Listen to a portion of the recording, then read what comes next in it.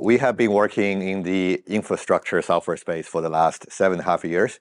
In the last couple of years, we have been very focused in how do we improve the AI infrastructure stack for the enterprises. So it's great to share with you the latest update. All right, so we all know in the last 2 years, AI is making waves across the world, impacting our lives, and it is impacting enterprises as we speak as well. There are a number of functions, in particular software development, coding, IT services, customer support, are looking to adopt AI in a significant way to improve productivity, improve competitiveness for the enterprises. And how they are deployed today typically are done in 2 ways. One is leveraging on the API services, such as those provided by OpenAI or Anthropic and so on.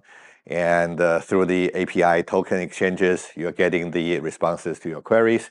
And that in turn either powers interactive sessions or more importantly, the agentic applications that are running in the enterprises. We are going to talk about the second, which is the deployment of open source models, the fine-tuning and model serving of those open source models within the private environments of the enterprises, whether it's on the cloud or on-prem data centers, and where they can serve the AI queries without going to the public. And this has a benefit of protecting the data privacy, and in some cases, can also be very cost-saving for the enterprises. And as we hear the news this week with the DeepSeek, this is making the open source model more competitive from cost perspective, as well as performance perspective. Now, while the API model has really matured as a service, very quickly from zero, both OpenAI and Anthropic are hitting over $1 billion in annual revenue, serving primarily the enterprises with the largest revenue proportion there. We are seeing rapid progress among the open source technologies, starting with Llama models being open source and open weighted by Meta.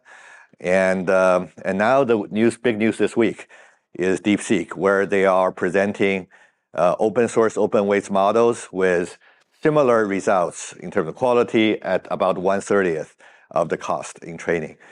And this is a quite significant milestone.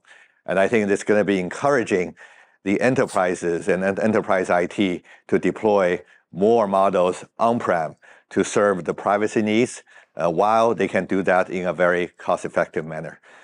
Before, to train a model, you need 100,000 GPUs, which is out of reach for most of the enterprises. Now with DeepSeek, it's about 2,000 GPUs, and that's well within reach.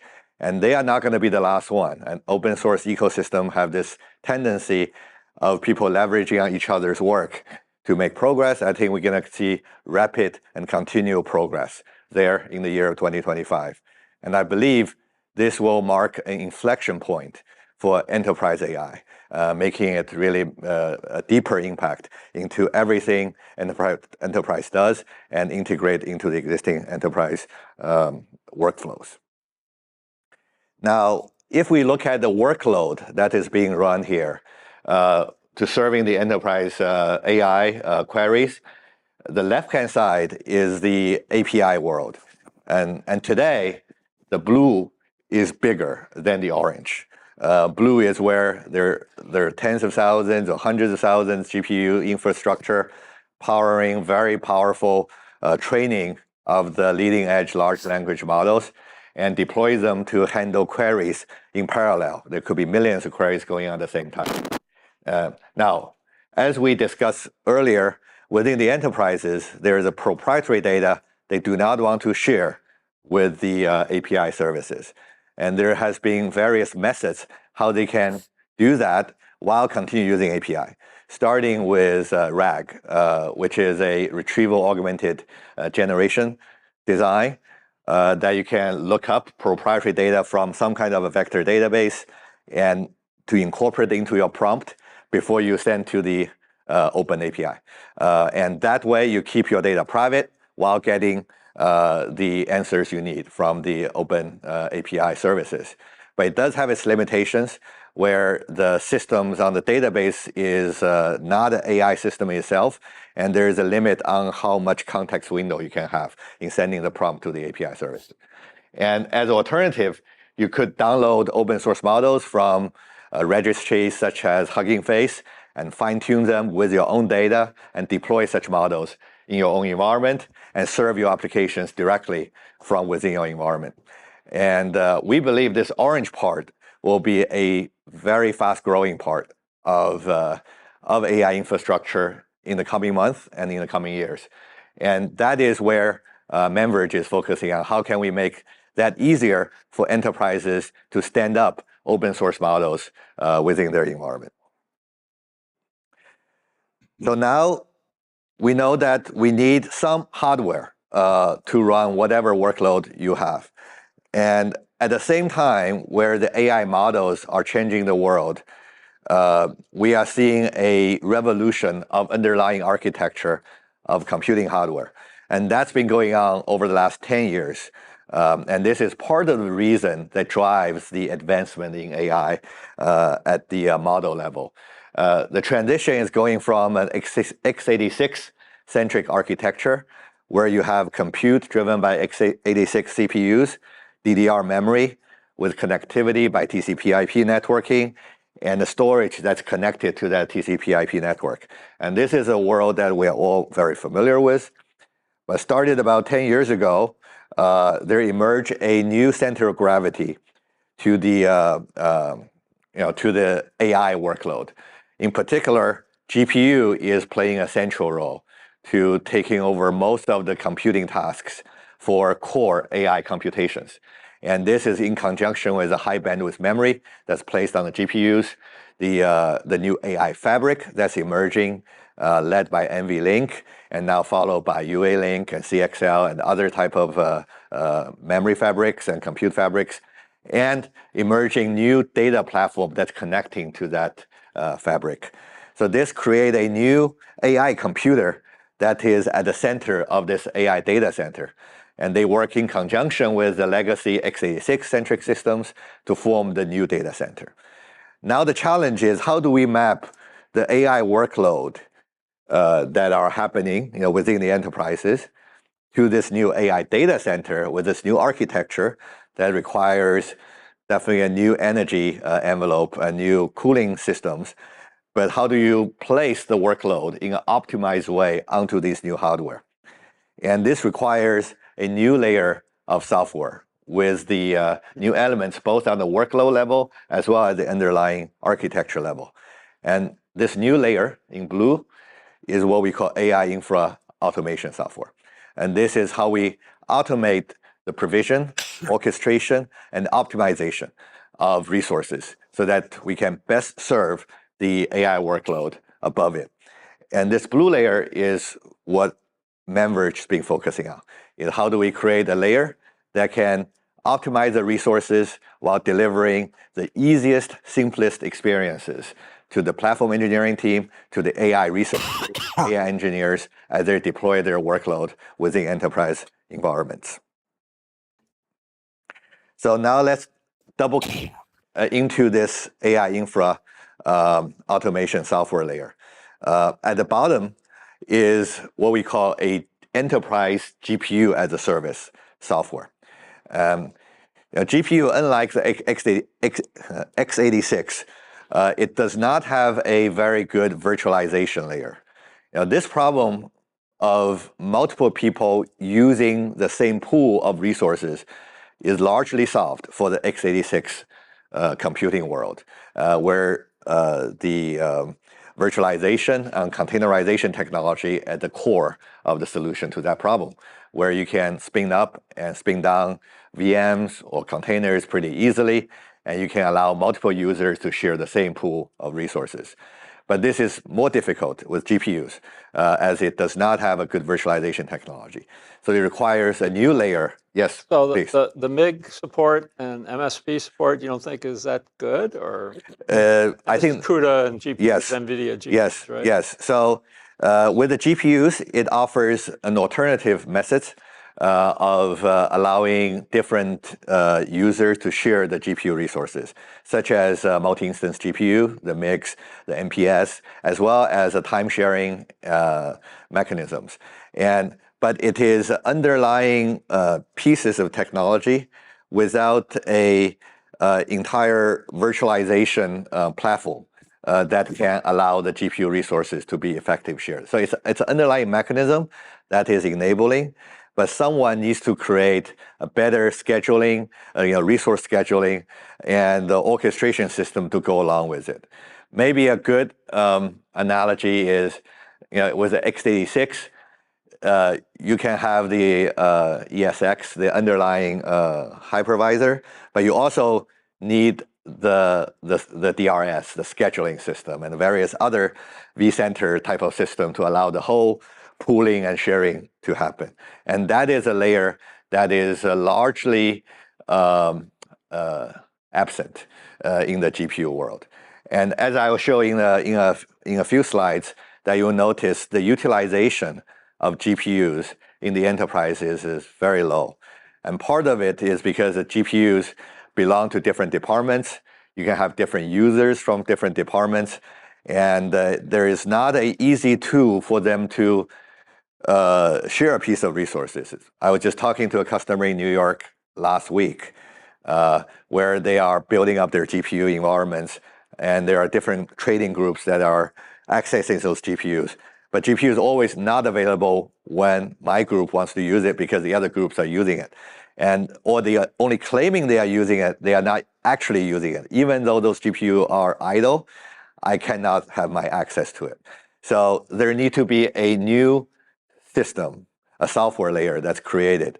And that's a layer where we call the GPU as a service, that essentially plays the role what virtualization played for x86, that our layer of software plays for the GPUs, that we can, utilizing the MIX and time slicing and various underlying mechanisms GPUs vendors like NVIDIA provides and AMD provides, but also adding the missing pieces so that we can creating a good platform for the pooling and sharing of GPUs between different departments and different teams. And in fact, this is where we're going to dive in deeper with the second section where Steve going to go into the technology, and we'll give you a demo of how this technology will work for GPUs.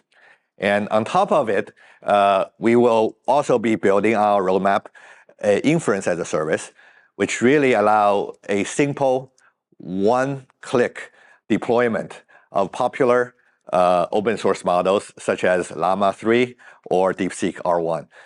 That as enterprises, as they look at the amazing power of these models, but actually deploying them in a private enterprise environment is non-trivial today. And we want to make it easier so that it's on their fingertips. It's very easy for them to deploy as they need. And not only deployment, but ongoing management and auto-scaling of such services, as the demand for such services go up and down from the applications. And we also plan to build fine-tuning as a service that can help enterprises to improve these open source models with the particular data and particular requirements they have from their applications, so that models can be improved to fit exactly the need of that particular enterprise. And all these together form this simplification platform that really simplifies the latest and the greatest open source technology and build a bridge to allow them to be easily deployed in today's enterprise environment. And this is the vision we have for this AI infra automation software.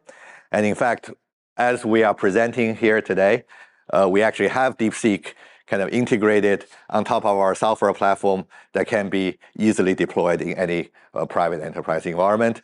And we are looking at looking for partners, design partners with customers who can help validate it in their environment. Okay, so now I have a couple more slides before I pass to Steve, and then feel free to interrupt me with any questions you have. So this is actually, I think, Ray, right? So we just had discussed, with the GPU starting from the base, the GPU as a service, one symptom that we are noticing is within enterprises, there is a low utilization of GPUs.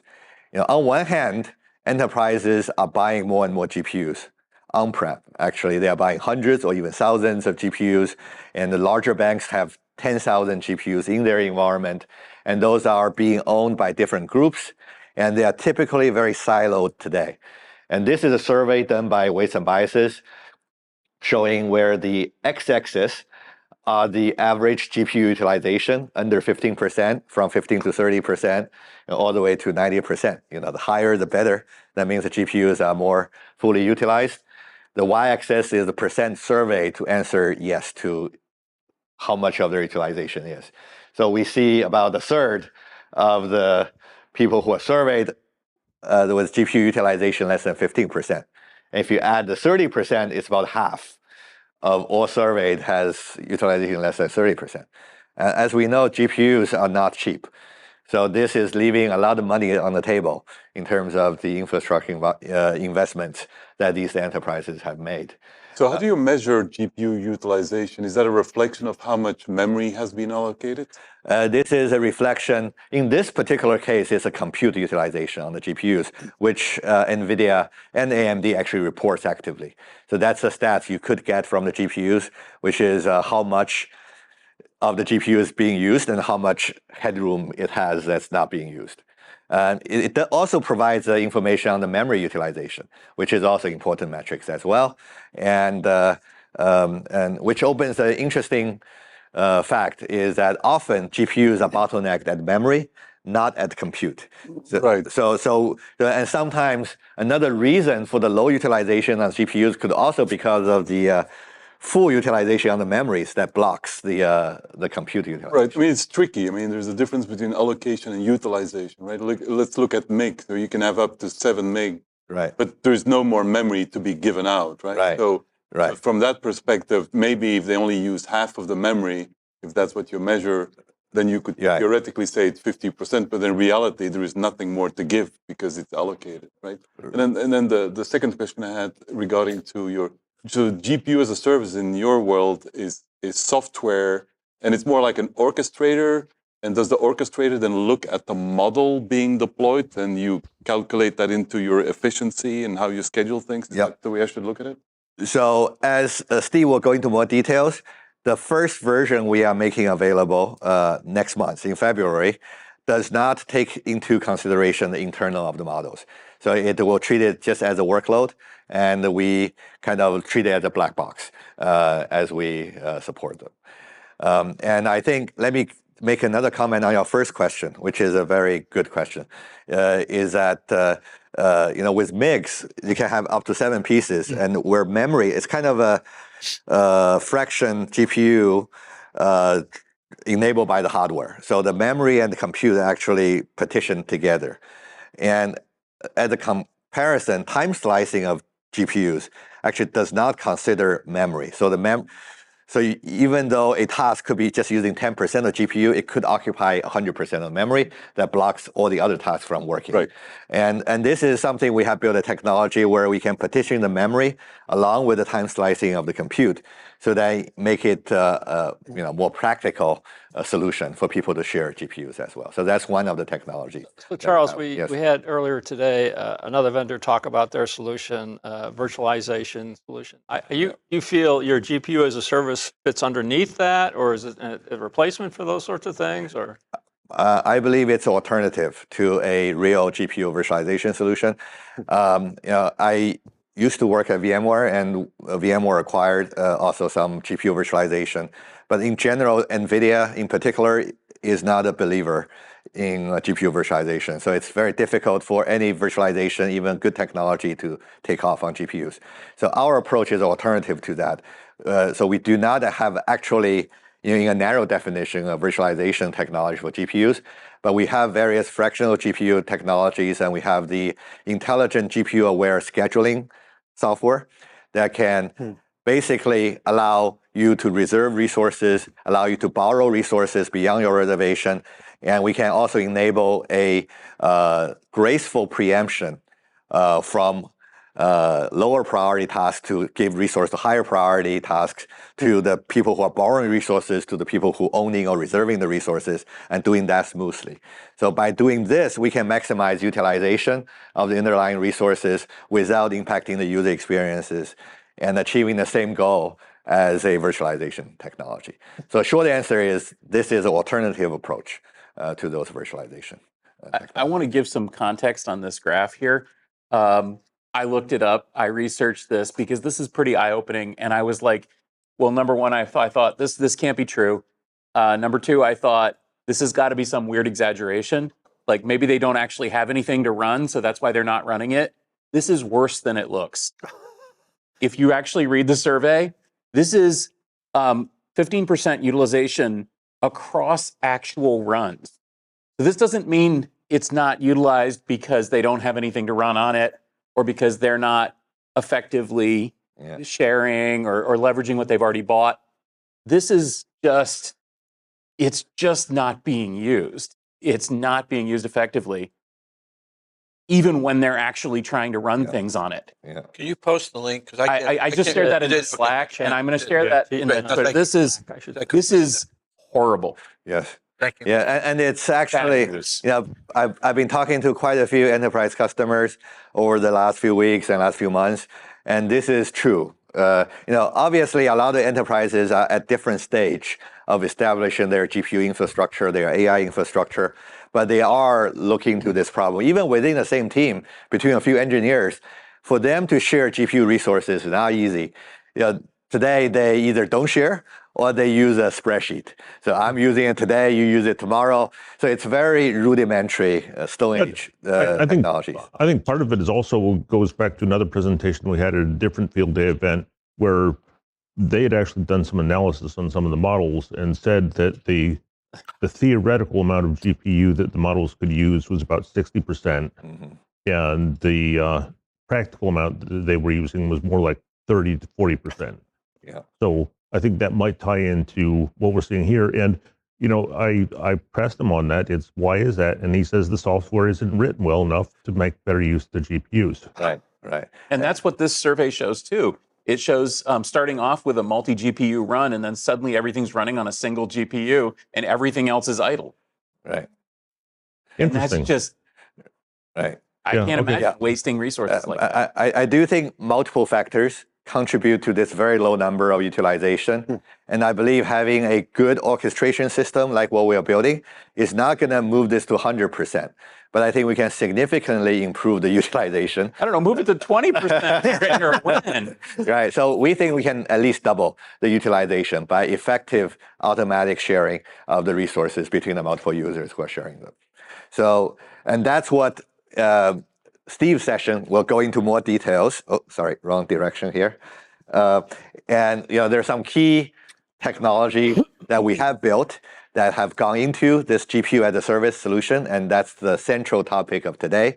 There's GPU pooling and sharing, just like what we said, that allow you to get higher utilization, and you can buy less GPUs to run more workload. We have a transparent checkpointing technology, and this is a key piece of technology we have developed over the last 7 years that allow you to essentially take a snapshot of a process tree and being able to run it elsewhere. And we started with CPU support. We're adding GPU support to this.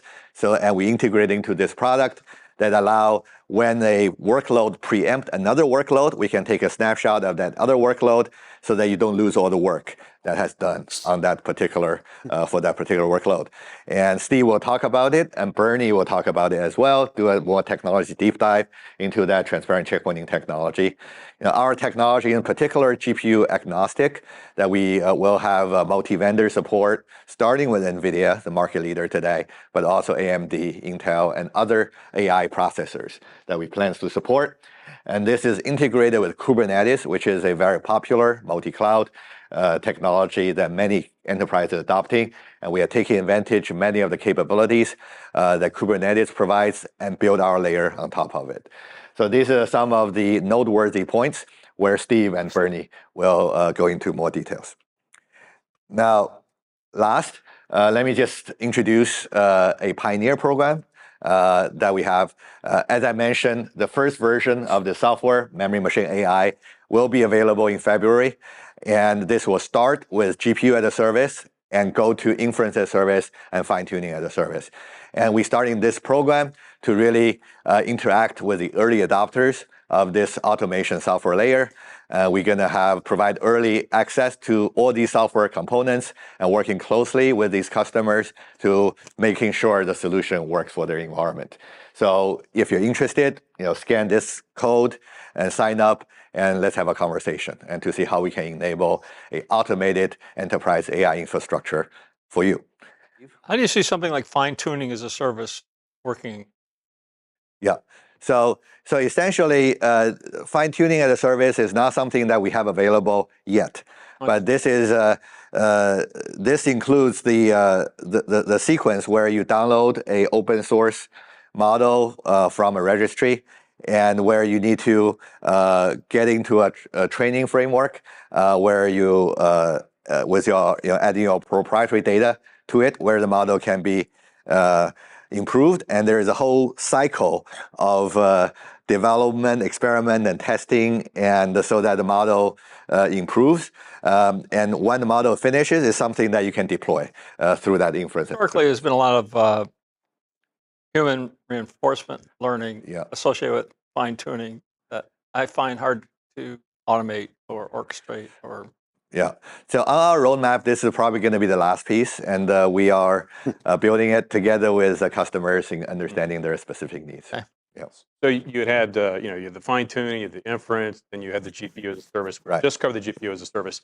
Is like an ideal customer profile for you someone that has a specific, say, Cohere bill of this variety or size, and they're going to make an investment, capitalize an investment in their data center. And they want to, I don't want to go too far. Yeah, that is one example. Okay. Another typical flow, how we engage with the customers is we are engaging with actually the infrastructure team, the platform engineering team, who is building up a 512 GPU cluster to serve multiple groups. And now, now, I had to say that's a small cluster, or we just shifted our window of what large. Within enterprise is actually a good size cluster. If you have 512, more of them is like 128 or 64 today. But this is going to grow I think 2025 is going to be an important milestone year for enterprise AI, where all this is going to grow. But today it's really 512, anywhere between 64 to maybe 1,000 is a typical cluster size enterprise setup, and they have a charter, and this is often a strategic initiative from the CEO in setting up this AI infrastructure, and there are various teams that's to take advantage of it. And so our customer is really the infrastructure and platform engineering team who's standing up this GPU as a service, and their customer are the various people who are setting up Cohere or set up other system on top of it, and we can allow effective sharing of the resources that's underneath. Thank you. So, GPU as a service. How do I, as an application developer, access a GPU in this environment? Is it through Kubernetes calls or? Yeah, that's a great question. In fact, that's a good leading to Steve section. Steve not only will explain it, that we have workspace features integrating to the IDEs, whether it's Jupyter or whether it's VS Code, that you can actually launch stuff directly from your IDE, and that links to our platform and provision the resources for you. And Steve will also show a demo exactly how that works. So what's the distinction between GPU as a service and Infra as a service? So I think it's a specific instance of an Infra as a service where so it is an Infra as a service, but GPU is a little special. So we essentially have specific GPU-aware scheduling and orchestration capabilities with a GPU-enabled checkpointing capabilities to offer a service that would work for GPU-centric infrastructure. So this is a special sub-component of infrastructure as service, which is, we believe there's a gap in the field today.